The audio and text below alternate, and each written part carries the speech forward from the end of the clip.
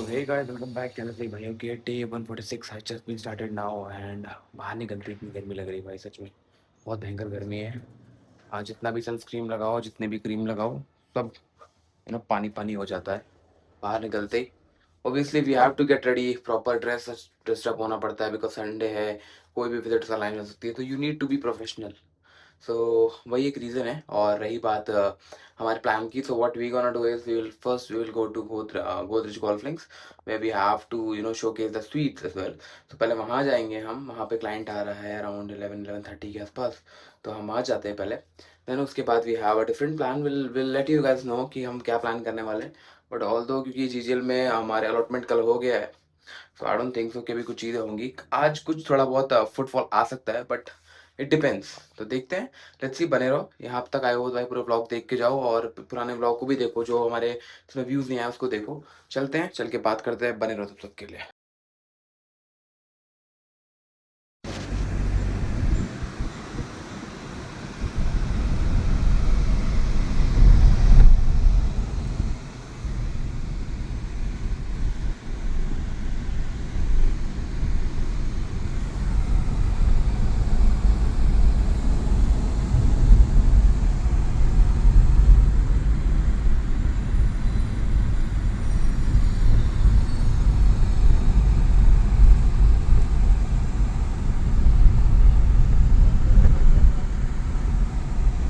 सो hey guys, अभी रफली around 6:55 के आसपास हो रहे हैं and we just came back from Godrej golf links.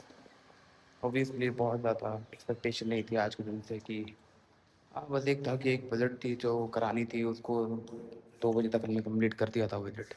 Around 11:35 11:40 के आसपास वो आए थे और 2 घंटे का प्रॉपर हमने विजिट कराया, उसको जीजीएल समझाया। अच्छा लगा उनको, ओवरऑल सारी चीज़ें समझ में आ गई और कुछ डाउट्स हैं तो वो भी हम क्लियर करेंगे।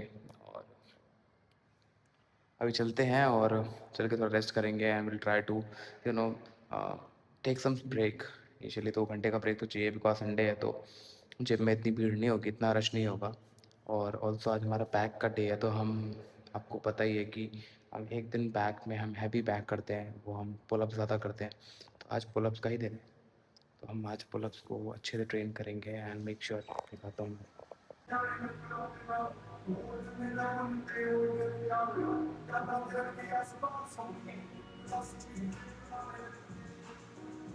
अभी रफली अराउंड 11:45-50 के आसपास हो रहे हैं और अभी हम लोगों ने 150 प्लस पुलअप्स कर चुके हैं। तो our aim is to do at least 200 pull ups. Then उसके बाद हम पुशअप्स करेंगे, पुशअप्स में भी हम ट्राई करेंगे वेरिएशन कर पाए सो दैट हमारी बॉडी में वो सोरनेस नहीं रहे। वो भी एक मेन रीज़न है 200 पुलअप्स का, otherwise you would have gone for 250 और 300। But trying to understand also हमारा बॉडी की क्या क्या फिजिक है, हम किस तरीके से मूव कर सकते हैं, तो वो एक वे है। बाकी तो we are on a good stage right now and चलते हैं, बातें करते हैं। और अभी 150 हुआ है तो 50 करने में ज़्यादा टाइम लगेगा नहीं, हार्डली 2 15 मिनट 20 मिनट्स मैक्स। उसके बाद आई थिंक हम 12 बजे तक ख़त्म कर देंगे पुलअप्स को, देन विल गो फॉर अपना पुशअप्स। कर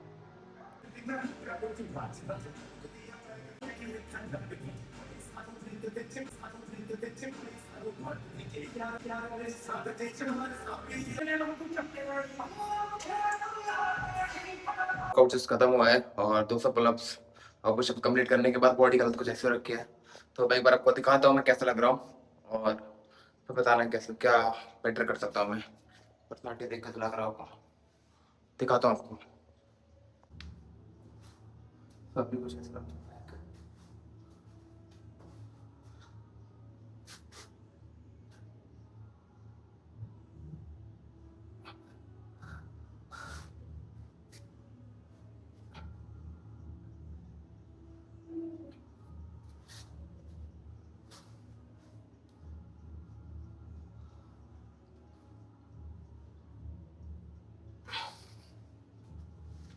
Hey guys, अभी रफली अराउंड 12:30 के आसपास हो रहे हैं। We just came back from gym. Obviously थोड़ा सा टफ डे था, मतलब अच्छा खासा वर्कआउट हुआ है। तो 200 पुलअप्स करना इट्स नॉट सो ईजी।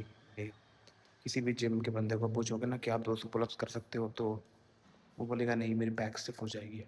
बहुत करना इतना ईज़ी नहीं है। बाकी 1 घंटे 2 घंटे के आसपास हमने वर्कआउट किया है। काफ़ी इंटेंस वर्कआउट था और आज संडे था तो यूजुअली हमें जल्दी सोना चाहिए बट थोड़ा लेट हो गए। बहुत सारे लोग मुझे बोलते हैं ये वाली चीज़ कि यार आपका लाइफ बहुत ईज़ी है, बहुत ज़्यादा स्ट्रगल नहीं है, ये सब चीज़ नहीं है। बट इन जनरल मुझे पता है कि आपको अपना स्लीपिंग साइकिल भी मेंटेन करना है, आपको ऑफ़िस भी जाना है, आपको जिम भी जाना है, आपको आपका मी टाइम भी चाहिए। मतलब आई थिंक 7 बजे से लेके शाम को 7 बजे से लेके रात को साढ़े 8 9 तो बजे तक 2 घंटे जो है होते हैं वो मी टाइम होते हैं मेरे पास, जो कि जिसमें मैं सिर्फ रेस्ट करता हूँ। मतलब मैं बेड पे लेटा रहता हूँ। रेस्ट या तो इधर-उधर घूम रहा हूँ, अ, जिम जा रहा हूँ, वर्कआउट कर रहा हूँ, कुछ ना कुछ काम कर रहा हूँ, ऐसा रहता है। तो व्हेन आई क्या बोलते हैं उसको, जब मैं देखता हूँ समरी करता हूँ पूरे दिन का, तो मुझे दिखता है कि उसमें मैं 2 घंटे से ज़्यादा मैं अपने आप को टाइम दे नहीं रहा हूँ। आई एम वर्किंग कहीं न कहीं कुछ ना कुछ ऑक्यूपाइड हूँ किसी न किसी काम को लेके। तो अभी चलते हैं, घर चलते हैं, थोड़ा अपना प्रोटीन इनटेक कंप्लीट करते हैं, फिर बात करते हैं। बने रहो तब तक के लिए। यहाँ तक आए हो तो पूरा व्लॉग देख के जाओ और लाइक करना मत भूलना। सो हे गाइस, अभी रफली अराउंड 1:30 के आसपास हो रहे हैं। We are just about to go to sleep. So I have lot of thing to say, but one thing which is very much important for me, that is जो मुझे express करना था कि इंडियन कल्चर और मैं एक अभी book पढ़ रहा था रिसेंटली। मतलब मैं बुक नहीं, एक आपका एक आर्टिकल था about China and their development wise how they have build this empire. तो उसमें उन्होंने बोला कि चाइना पहले ऐसा नहीं था। तो चाइना, आपको पता है कि चाइना ने पास्ट आई थिंक 10-20 सालों में अपने आप को बहुत ग्रो किया है। So what are the reason behind this is they have all the people they have this one one mentality, that is कि वो ना कंट्री फर्स्ट करते हैं। उनका कोई पर्टिकुलर ऐसा नहीं है, बट अगर उनके कुछ भी डिमांड्स है ना तो वो प्रोटेस्ट करते हैं, ठीक है, but in a peaceful manner. And उनके लिए कंट्री पहली प्रायोरिटी है। हमारे केस में क्या होता है कि हम कंट्री को प्रायोरिटी मानते नहीं है। That is the reason why we are lacking. और वहाँ पे जितनी भी गवर्नमेंट चीज़ें हैं या गवर्नमेंट ऑथराइज चीज़ें हैं, वो सब लीगल लीगल वे में है। तो मतलब if you want to do anything against the government, you have to take the permission from the government.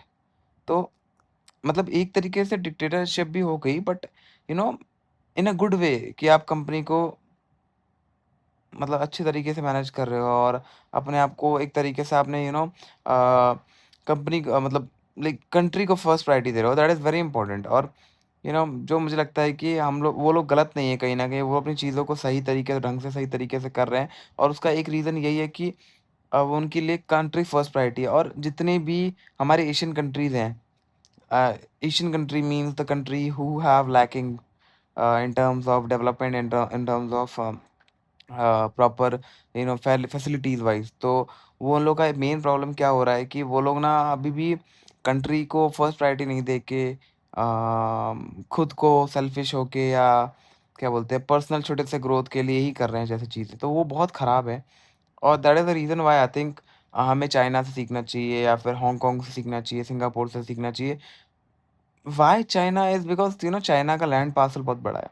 Land land bank बहुत है उनके पास, तो हम उनसे कंपेयर कर सकते हैं। But we can not compare with Hong Kong और सिंगापुर, क्योंकि वो छोटी कंट्रीज़ हैं। बट स्टिल लाइक हम उसके उनके मॉडल को हम फॉलो कर सकते हैं। और देखा, आपने देखा भी होगा, बहुत सारे हमारे इंडियन सीएम जितने भी होते हैं, इंडिया के स्टेट के जो सीएम होते हैं, वो जापान, हांगकांग, सिंगापुर जाते हैं to know about their model. तो वो एक सब चीज़ है। बाकी have you seen like the recent stories about CJP protest, cockroach party and all? तो आई डोंट थिंक सो कि that is very much relevant here in India, because India में इसके अलावा बहुत सारी चीज़ें जिस पे हम लोग सोच सकते हैं। आई थिंक उनका एजेंडा इनिशियली जो था वो बहुत काफ़ी अच्छा जो एजेंडा था, जिनके थ्रू उन्होंने मतलब जिसके वे में उन्होंने प्रोटेस्ट करना स्टार्ट किया था, अ, वो बहुत इम्पोर्टेंट था, बहुत अच्छा पॉइंट था कि नीट एग्ज़ाम को लेके। But the thing is that you have started something for a different perception, and after and sooner you are making this whole protest in a different way। तो वो बहुत खराब लग रहा है। और उस खराब लगने की वजह से क्या होता है कि आपकी वैल्यू खराब हो जाती है। और मुझे, me being a Gen Z guy, someone who is born in 2000, तो उसको क्या लग रहा है ना कि एक आप पर्सनल अपने अपने फ़ायदे के लिए एक जेन ज़ी के लोगों को आप परेशान कर रहे हो और ह्यूमिलिएट कर रहे हो। कि आप ये नहीं करोगे तो आप बर्बाद हो जाओगे, ये हो जाओगे, वो हो जाओगे। Even I truly respect Trump sometimes. He is a very bold guy, he is a very direct straight guy जो डायरेक्ट मुँह पे बोल देता है, और that is something which is very much important in now generation, that you have to be very harsh. उसने अभी recently जो बोला था कि there is 2 gender, that is very important. तो जेंडर इसलिए इम्पोर्टेंट है क्योंकि यार see the thing is that हम लोग क्या है यार, मेल फीमेल दैट्स इट। हम लोग, हमारी प्रॉब्लम क्या है ना हमारे मतलब जनरेशन की, कि हम ना बहुत सारी चीज़ों को ना बहुत ज़्यादा तरीके से सोचने लग जाते हैं और फिर उसको फॉलो करने लग जाते हैं। बहुत इतनी गलत है यार, हमारे पास लाइफ में इतनी इंपॉर्टेंट चीज़ें हैं करने के लिए, but we are not following those things and we are just you know गलत चीज़ों पे ज़्यादा फोकस कर रहे हैं। तो वो सब चीज़ें बहुत गलत है। और me being into corporate life, I have seen lot of days when I, get emotional, get, bullied by a lot of people, but still it's a part of life है। और आई थिंक मैंने बहुत बुली हुआ हूँ, मैं बहुत बुली हुआ हूँ। जब मैं अपने स्कूल टाइम में था, मेरे को इंग्लिश के लिए बहुत बुली करते थे, मेरे फेस के लिए बहुत बुली करते थे, इवन मेरे कलर के लिए, स्किन टोन के लिए बहुत बुली करते थे, बट आज मैं उनको जवाब दे रहा हूँ और मुझे बहुत अच्छा लगता है यार कि मैंने खुद पे बहुत टाइम दिया है, खुद को बहुत अपने आप को बहुत मेहनत करी है इस तरीके से बिल्ड करने के लिए। और मैं हर किसी को बोलूँगा, जो भी मेरे भाई लोग हैं, जो अभी तक इस एज में हैं, मेरी एज में हैं, मैं उनको ये बोलूँगा कि try to focus about yourself, focus on your personal growth, अपने ग्रूमिंग के लिए, अपनी पर्सनैलिटी के लिए बहुत कुछ करो भाई, क्योंकि जब अगर आपकी पर्सनैलिटी अच्छी नहीं होगी ना, तो पीपल विल जज यू, पीपल विल जज you on your basis of your skin, your fashion sense, your ethics and everything. तो बस मेक श्योर उस पे करो। बाकी आज का दिन संडे आज यहीं एंड करते हैं, रात के 2 बज चुके हैं, अब हम सोएँगे। So will see you guys tomorrow, till the time take care, have a good sleep, and यहाँ तक आए हो तो प्लीज़ लाइक करो, सब्सक्राइब करो और कमेंट करो बेस्ट पार्ट जो आपको लगा जिसको मैं इम्प्रूव कर सकता हूँ।